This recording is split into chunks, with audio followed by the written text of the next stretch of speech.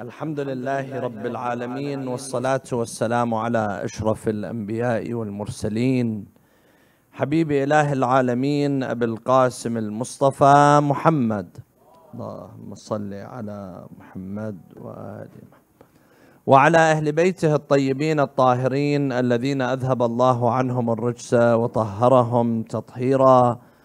قال الله تعالى في كتابه الكريم: بسم الله الرحمن الرحيم، تلك الدار الآخرة نجعلها للذين لا يريدون علوا في الأرض ولا فسادا والعاقبة للمتقين. صلوا على محمد وآل محمد. اللهم صل على محمد وآل محمد. When you ask people, what is it that you look for in a leader, in a political leader, a president, what does every person want to be in that leader? Perhaps the majority of the people will answer that we want the leader to be just. We want the leader to be adil, to treat everyone equally, treat the rich and the poor, and every single person, the white and the black, equally. This is something that makes a leader a good leader, when they treat everyone the same. However, when we look at the history of mankind, as long as people have been around, rarely do we find just leaders. Rarely do we find someone who establishes justice on themselves and others, someone who deals with people with equality and equity. This is something very rare. Why? Because the nature of the human being is that as soon as a person becomes powerful, as soon as you become rich, as soon as you have some money, what happens to you? You start going down. Allah says in the Quran, إِنَّ الْإِنسَانَ لَيَطْغَى أَنْ رَآهُ اسْتَغْنَى. A person, once they become filthy rich, then they start becoming a taghut. They start transgressing and oppressing others and taking the rights of others. This is something that is very natural. You might find someone who, when they're poor, they talk about justice and they talk about peace and they talk about equality and equity. That same person, you come and you give them power, you give them money, you give them authority, and you see the majority of the people, they change.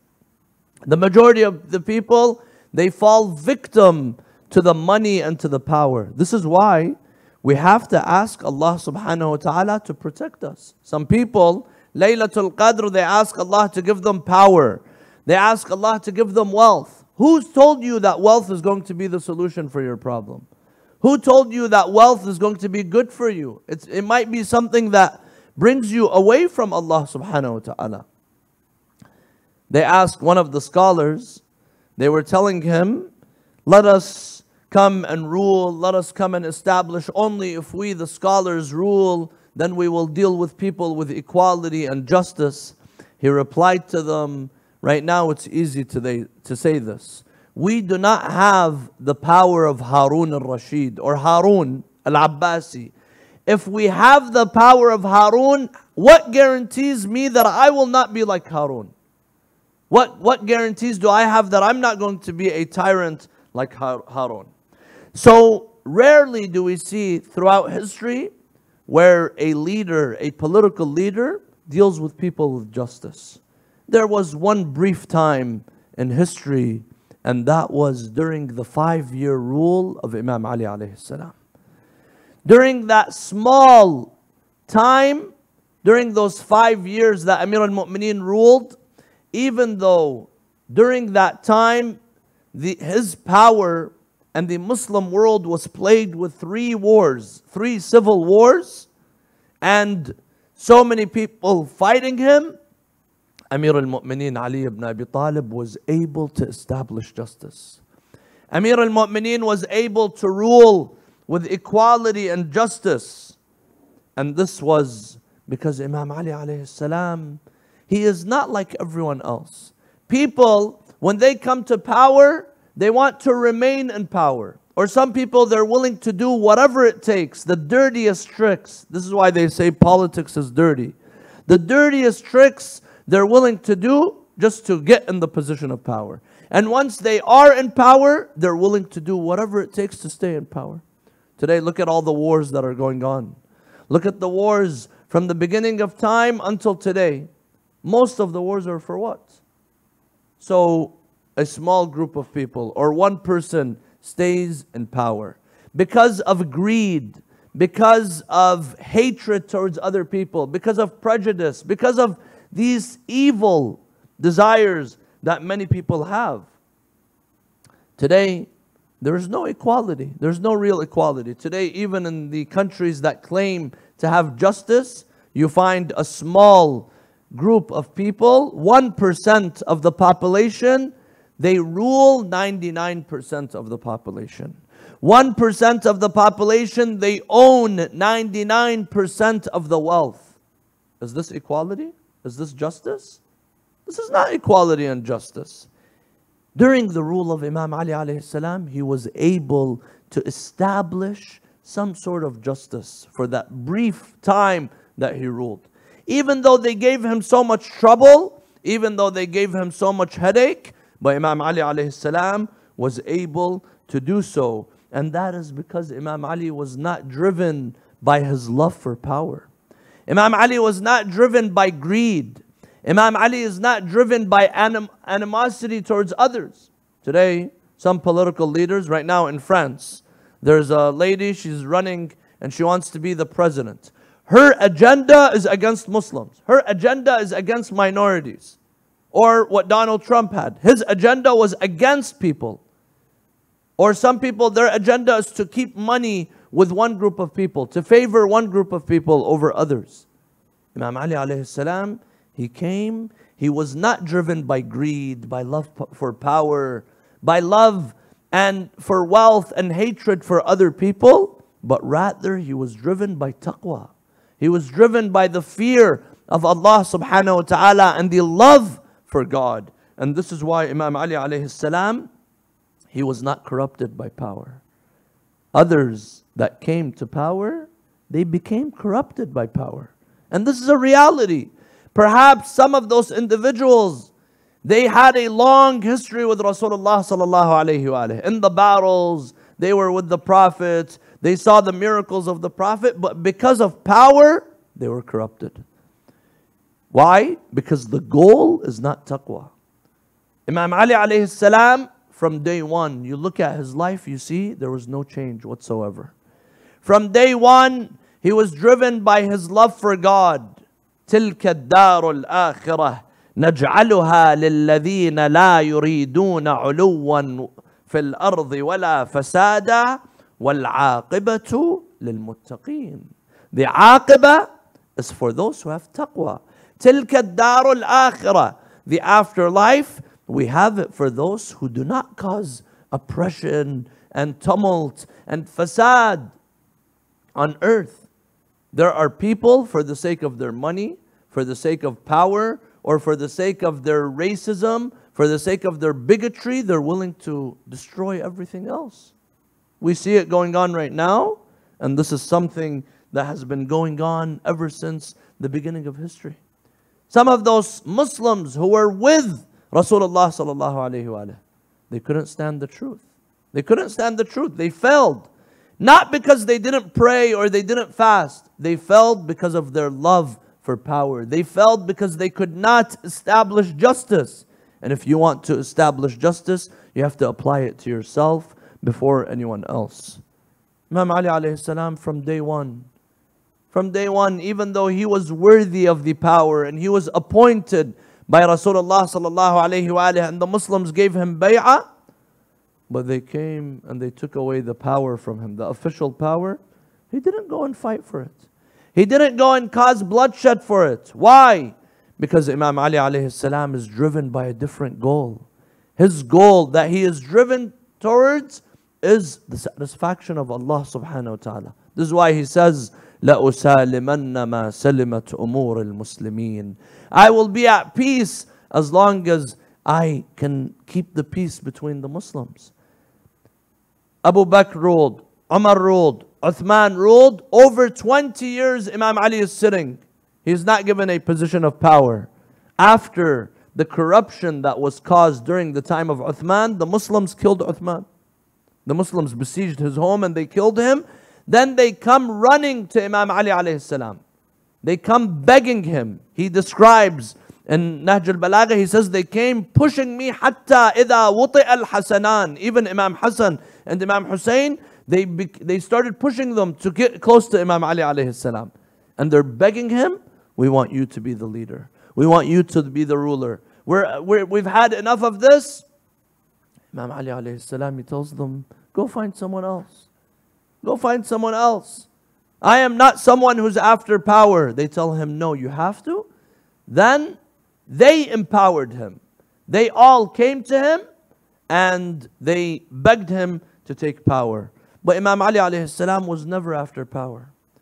And you could tell in his words. He says in one statement, وَإِنَّ دُنْيَاكُمْ عِنْدِي لَأَهْوَنُ مِنْ وَرَقَةٍ فِي فَمِ جَرَادَةٍ. He says, your power for me is worth less than the leaf, a grass that is in the mouth of a grasshopper. What value does that have? He says, this is how much value ruling you and leading you has. In another statement, Abdullah ibn Abbas, he says after one of the battles, Imam Ali alayhi salam was victorious in that battle, probably in Siffin. He says, in Dhiqar, the area of Dhiqar, they came to welcome to congratulate Imam Ali alayhi salam, and there were the tribe leaders. They're waiting outside. They want to congratulate Imam Ali. He says, I went into the tent. I see Ali ibn Abi Talib, the commander of the mu'mineen, the commander of the believers, and the leader of the Muslim world. He's sitting on the ground. He has his sandals in his hand and he's fixing his sandals. I tell him, Ya Amir al-Mu'mineen, there are people outside, they want to congratulate you, and you're sitting busy with these sandals, fixing them? He says, he looked at me, he tells me, Ya Ibn Abbas, ma qimatu hadha al-na'al.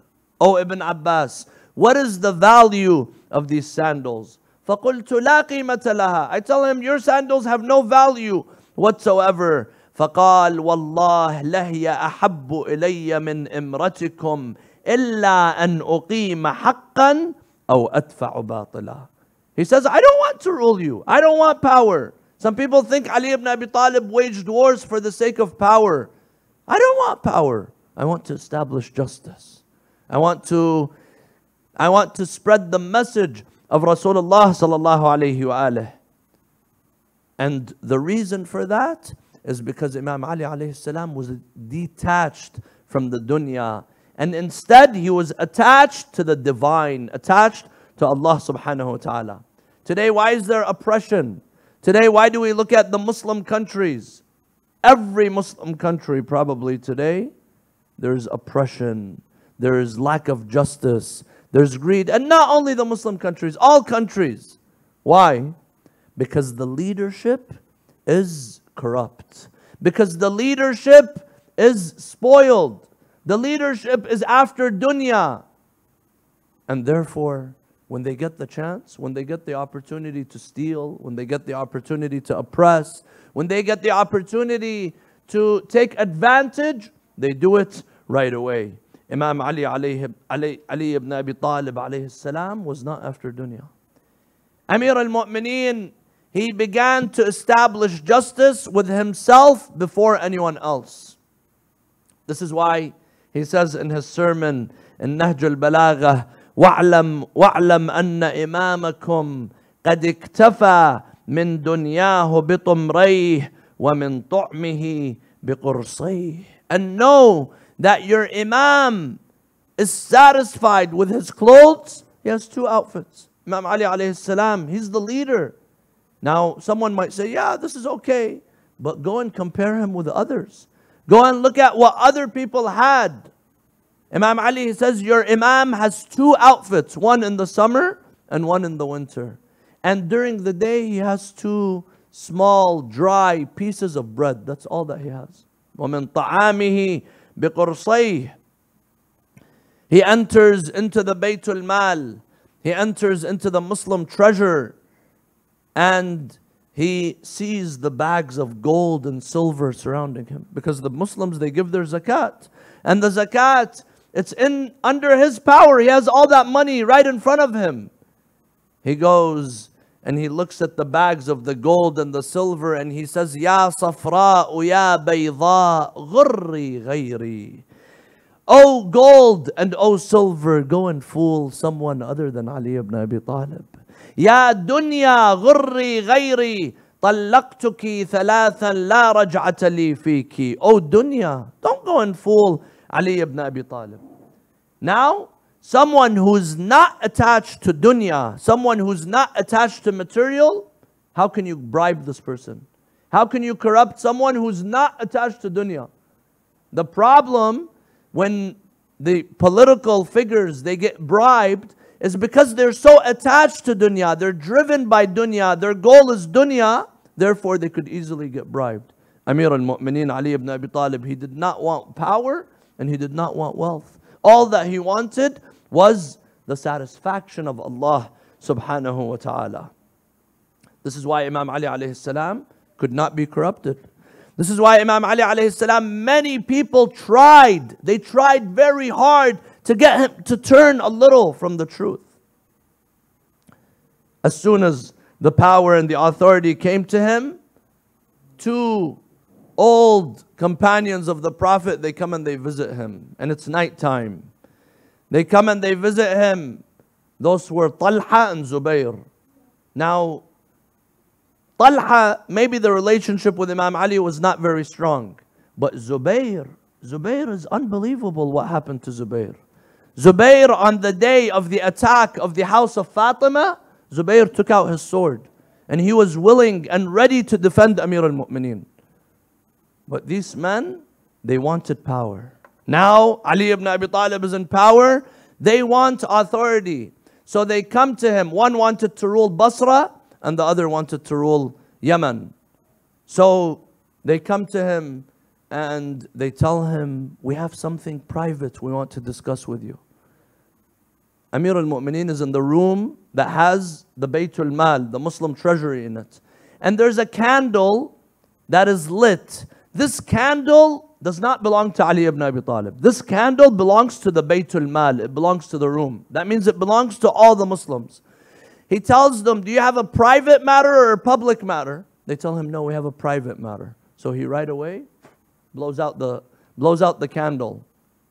They see Ali ibn Abi Talib is not one to mess around. So they ignore and they do not tell him what they were trying to tell him, because he showed them from day one that he is not someone who is going to change his ways because of relationships. So they tell him, Nuridul Umrah. We came and we want to tell you that we want to go and perform Umrah. He tells them, Bal turidun al-ghadra. No, instead you want to betray. And this is exactly what they did. They go, they leave Medina, they go to Mecca. The wife of the Prophet was in Mecca. And there they announced their betrayal to Amir al-Mu'mineen. They go to Basra and they get an army ready, and the Battle of Jamal takes place. This is the betrayal for the love of power. But Amir al-Mu'mineen, he did not allow that to happen. And it wasn't just with strangers. It wasn't just with others. It was with his own family. You all know the story of Aqil. Aqil was poor. Imam Ali says this in Nahj al-Balagha. He says Aqil was poor, and his children, they were suffering. His children were not doing so well. He says he keeps coming to me. He tells me, give me more, give me more. Amir al-Mu'mineen tells him, how much more can I give you? I have to treat you the same as everyone else. He wants to give him from his own share. He can, but Aqil wanted more. Imam Ali tells him, I can't. Until Amir al-Mu'mineen, he says, فَأَحْمَيْتُ لَهُ حَدِيدًا. I took a piece of metal, I placed it on the fire, and I bring it close to his body. فَضَجَّ ضَجِيجَ ذِي دَنَفٍ مِّن مِيسَمِهَا وَكَادَ أَن يَحْتَرِقْ. He says he cried. Aqil was blind, but he could feel the heat. So right away he cried. He says, أتريد أن تحرقني يا علي? You want to burn me, O Ali? So Amir al-Mu'mineen tells him, ثكلتك الثواكل يا عقيل أتئن من حديدة أحماها إنسانها للعبه وتجرني إلى نار سجرها جبارها لغضبه أتئن من أذى ولا أئن من لظى. He says, oh Aqil, you cry from this game. I'm not going to burn you. You're afraid of this fire of this dunya, and you want me to not be afraid of the fire of the akhirah? But you want me to treat you differently, and that will take me to ladha, that will take me to the fire of the akhirah. This is Amir al-Mu'mineen. This is the justice that he established. This is why he says, لو أعطيتم الأقاليم السبعة بما تحت أفلاكها على أن أعصي الله في نملة أسلبها جلب شعيرة ما فعلته. He says, if you give me al-aqalim al-sab'a, if you give me the 7 treasures, the treasures of the 7 universes, so that I take away from an ant, from a namla, I take away the grain that belongs to an namla, I would not do that. وَإِنَّ دُنْيَاكُمْ عِنْدِي لَأَهْوَنُ مِنْ وَرَقَةٍ في فم جرادة تقضمها ما لعلي ولنعيم يفنى ولذة لا تبقى. He says, Ali is not after this dunya. This dunya comes to an end. Ali is after the satisfaction of Allah subhanahu wa ta'ala. Amir al-Mu'mineen ruled with justice. Amir al-Mu'mineen ruled with equality. He did not differentiate between people. Today, in this country, and in many countries that claim to be progressive and democratic, today the white and the black, they're not treated equally. Black people until today in this country and many other countries, they complain of racism which truly exists. Amir al-Mu'mineen did not allow that. A lady comes to him, she asks for money, the stipend, the weekly or monthly money that they would give, he gives her, and he gives the non-Arab lady exactly the same. So the Arab lady, she comes to him because the khulafa before him, they used to treat the Arabs differently from the non-Arabs. So she comes to him, she tells him, Ya Ali, I think there was a mistake. There's a mistake in the calculation. He tells her, what mistake? She tells him, you gave me the same amount that you gave the non-Arab lady, the A'jami lady. He tells her, I read the Quran. I didn't see anywhere where it says an Arab is greater than a non-Arab. I read in the Quran, it says, Inna akramakum inda Allah atqakum. Verily the best in the eyes of Allah is the one who has the most taqwa, the most God consciousness. And this, my dear brothers and sisters, is the reason why Amir al-Mu'mineen had enemies. Because people cannot stand the truth.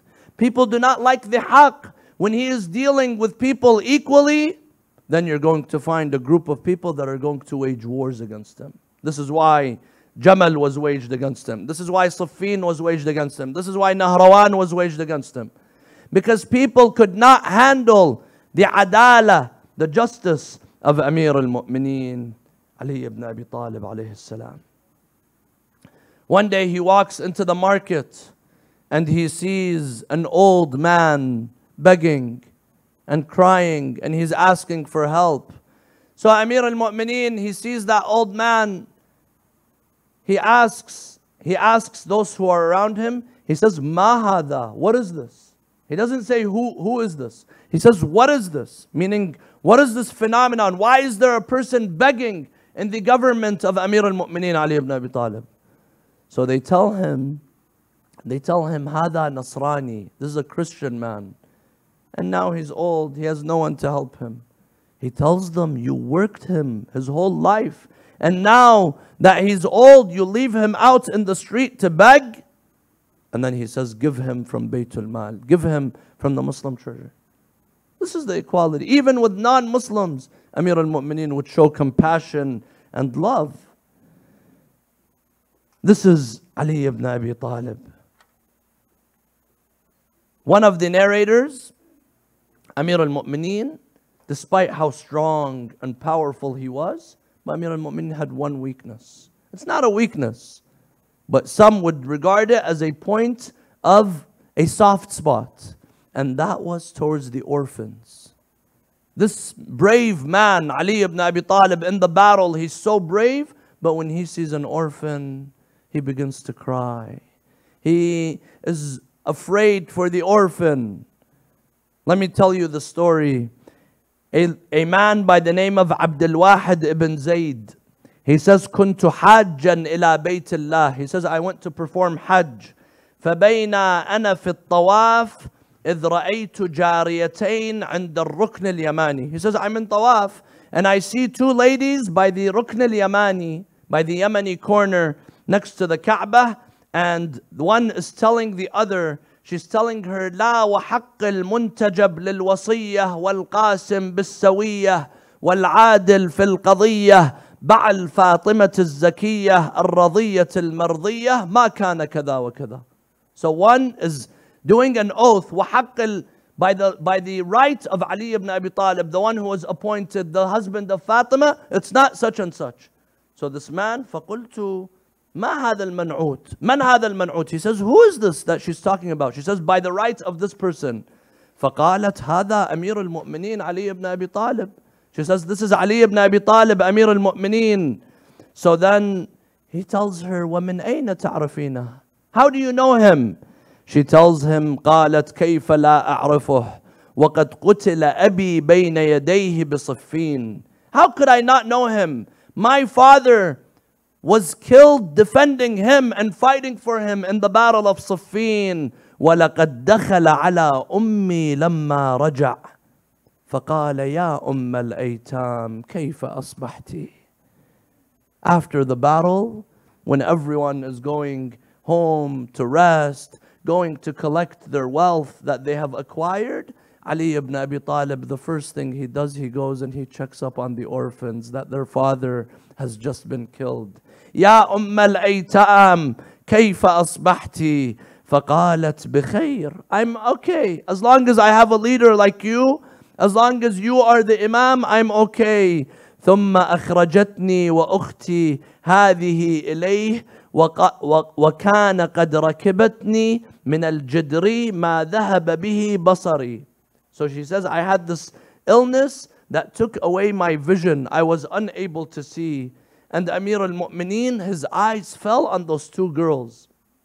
Those two girls, their father has just been killed in the battle. ثم نظر إليهما فقال ما إن تأوهت من شيء رزقت به كما تأوهت للأطفال في الصغر قد مات والدهم من كان يكفلهم في النائبات وفي الأسفار والحضر. He says, nothing has broken my heart the way when I see an orphan all alone without their father. That breaks my heart. Where their father has left them, the father that brings gifts to them, the father that takes care of them, the father that is there for them, he is not there for them. Then she says, ثم مر يده المباركة على وجهي. Then he wiped his hand, his blessed hand over my face, and my vision came back.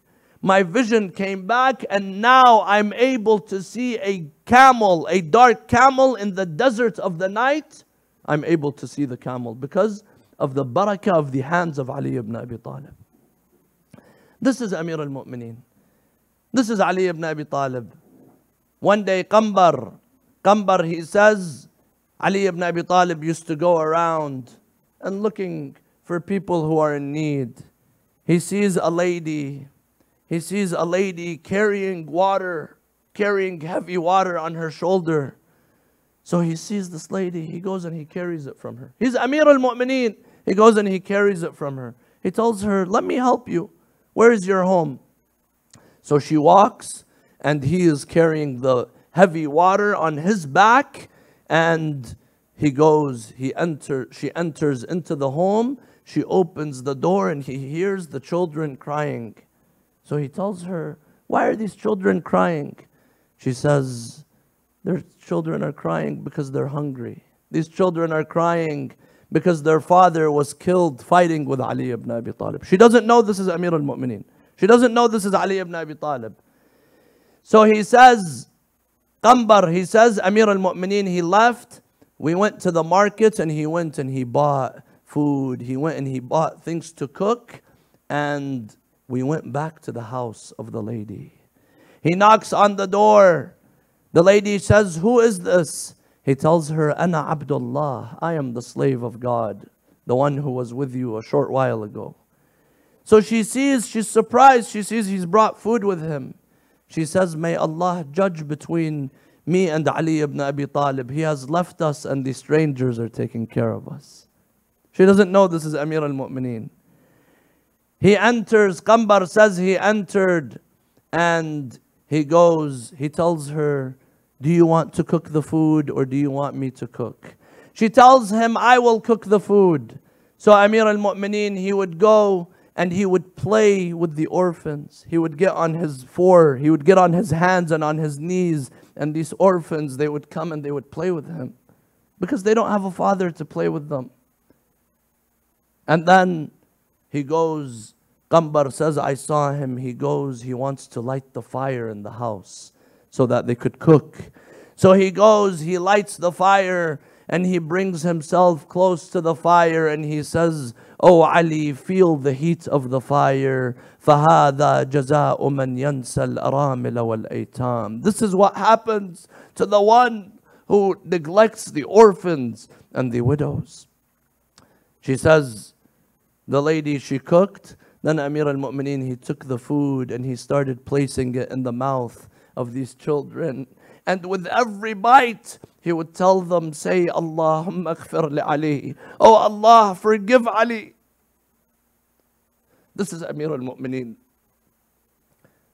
Qambar, they say that a lady, a friend, she walked in and she tells the lady, what do you have doing here? You have Amir al-Mu'mineen, the commander of the faithful, serving you in the house?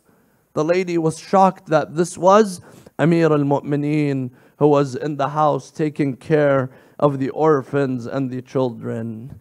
My dear brothers and sisters, on a day like this, these orphans, these children who had Amir al-Mu'mineen looking after them and taking care of them, now they felt orphaned once again. They take Ali ibn Abi Talib after he was struck on his head. Amir al-Mu'mineen, he did not complain. He did not cry. The only thing he said was, Fustu wa Rabbil Kaaba. I am victorious by the Lord of the Kaaba. They come, they take him. Imam al-Hassan, he sees him, he begins to cry. He tells him, oh my dear son Hassan, do not cry. This is this dunya. We all leave this dunya. And then Imam al-Hussein comes and he begins to cry. He tells him, oh my dear son Hussein, do not cry.